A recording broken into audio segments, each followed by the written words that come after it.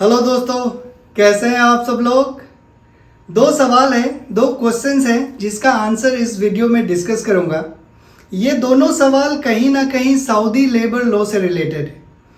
पहला सवाल ये है कि 2 साल का वर्क कॉन्ट्रैक्ट है और उसे अगर हम 1 साल में टर्मिनेट करना चाहते हैं तो क्या एडवांटेजेस होगा और क्या डिसएडवांटेजेस होगा। और दूसरा सवाल ये है कि जब हम टर्मिनेट करते हैं कॉन्ट्रैक्ट, जब हम रिज़ाइन करते हैं, उसके बाद क्या क्या स्टेप्स होता है, क्या क्या सीक्वेंस ऑफ एक्टिविटीज़ होता है। तो ये दो सवाल का आंसर इस वीडियो में डिस्कस करूंगा आप लोगों के साथ। बात करते हैं दूसरे क्वेश्चन के बारे में कि एक बार अगर हमने रिज़ाइन कर दिया, कॉन्ट्रैक्ट को टर्मिनेट करने का नोटिफिकेशन दे दिया, तो उसके बाद क्या क्या स्टेप्स होता है। सबसे पहली बात, आप जब रिज़ाइन करेंगे उससे पहले अपना कॉन्ट्रैक्ट को एक बार पढ़ लीजिएगा। बार बार मैं ये बोलता हूँ क्योंकि जब आप रिज़ाइन करेंगे तो कॉन्ट्रैक्ट में क्या लिखा हुआ है उसी बेस पे आप करेंगे, ताकि आपको जो लॉसेस है वो कम हो। पहली बात, कॉन्ट्रैक्ट को पढ़िए। दूसरा, आप जब रेजिग्नेशन सबमिट करते हैं तो उसके भी 2 तरीके हैं। जैसा मैंने अपने पिछले वीडियो में बताया था कि क्यूआ पोर्टल में एक डिजिटल टर्मिनेशन का भी ऑप्शन आ गया।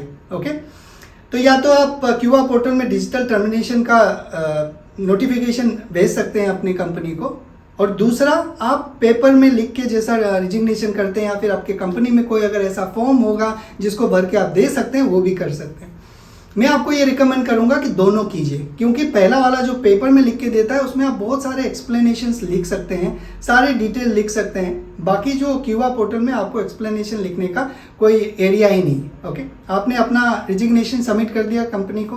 तीसरा स्टेप ये होगा कि आपने जब रिजिग्नेशन सबमिट करा है उसका एक्सेप्टेंस होना बहुत ज़रूरी है। आपने सबमिट कर दिया, एक्सेप्टेंस हुआ नहीं तो वो फिर कोई फ़ायदा नहीं है, उसको फॉलो कीजिए। वो एक बार एक्सेप्टेंस हो गया आपके कंपनी में, इसके बाद तीसरा जो स्टेप ये होता है कि आपका क्लियरेंस पेपर वगैरह साइन होता है। हर एक कंपनी में अलग अलग प्रोसेस होंगे, मोस्टली कंपनी में यही है कि आपका जो क्लियरेंस है वो साइन होगा।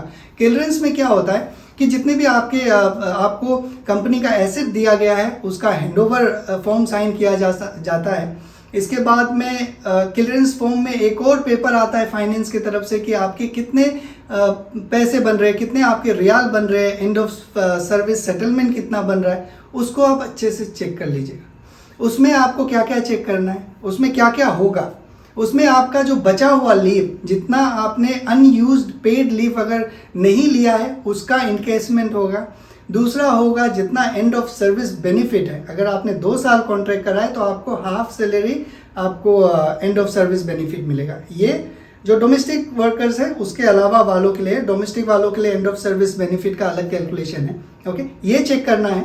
इसके बाद आपके पास कोई टिकट्स हैं जो आपने यूज़ नहीं करा, उसको भी इनकेस आप कर सकते हैं। कंपनी पॉलिसी चेक कर लीजिएगा। मेजर ये 3 और चौथा ये कि जो आपका बचा हुआ सैलरी है, मान लीजिए आप 20 तारीख का आपका लास्ट वर्किंग डे है तो 1 तारीख से 20 तारीख का भी आपका सैलरी उसमें जुड़ा होगा। ये सारे जुड़ के एक financial full and final settlement बनता है, उसको अच्छे से साइन कर लीजिएगा। ओके, ये एक बार साइन हो गया, इसके बाद आप क्लियर हैं कि आपको इतना तारीख में आप जाएंगे। या तो कंपनी वाले से अगर आप एग्री करें कि ट्रांसफ़र लेना है मुझे किसी दूसरे कंपनी में, सऊदी अरेबिया के अंदर है, तो वो ठीक है। अगर आपको एग्जिट ही जाना है तो उस केस में आपके पास अगर कोई कार है तो उसे आपको ट्रांसफ़र करना पड़ेगा, उसका स्पॉन्सरशिप ट्रांसफ़र करना पड़ेगा। अगर नहीं करेंगे तो जो एग्जिट वीज़ा है वो इशू नहीं होगा।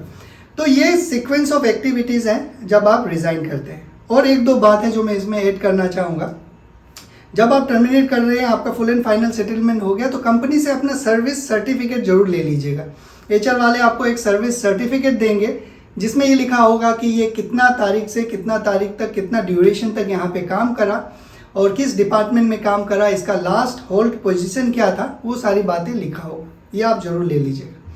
और एक बात, अगर मान लीजिए आप एग्जिट जा रहे हैं और आपका प्लानिंग है कि मैं किसी दूसरे कंट्री में इमिग्रेशन करूं, जैसे कि कई लोग कनाडा जाते हैं, एक्सप्रेस एंट्री वाले जो उनका कुछ कॉन्सेप्ट है उससे, तो उस केस में आपको ये सारी चीज़ चाहिए होगा। पुलिस क्लियरेंस सर्टिफिकेट वो जाने से पहले ही आप ले लीजिएगा, क्योंकि उसमें एक रिक्वायरमेंट है कि अगर आप जिस कंट्री में आप रहे हैं वहाँ से आपको पुलिस क्लियरेंस सर्टिफिकेट लेना होगा।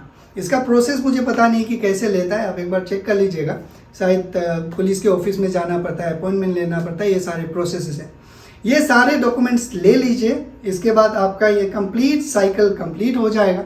अगर ट्रांसफ़र लेना है तो ट्रांसफ़र ले लीजिए, एग्जिट जाना है तो एग्जिट चले जाइए। तो मेरे हिसाब से यही सारे होंगे कॉन्सेप्ट। अगर आपको लगता है कि इसके अलावा कुछ एडवांटेजेस या फिर डिसएडवांटेजेस हो सकता है तो ज़रूर कमेंट में लिख के एक्सप्लेन कीजिएगा, ताकि हम लोगों को भी पता चले कि और भी डिसएडवांटेजेस हैं या फिर एडवांटेजेस हैं। तो आज के लिए बस इतना ही। आप लोग अपना ख्याल रखिए। Thank you very much.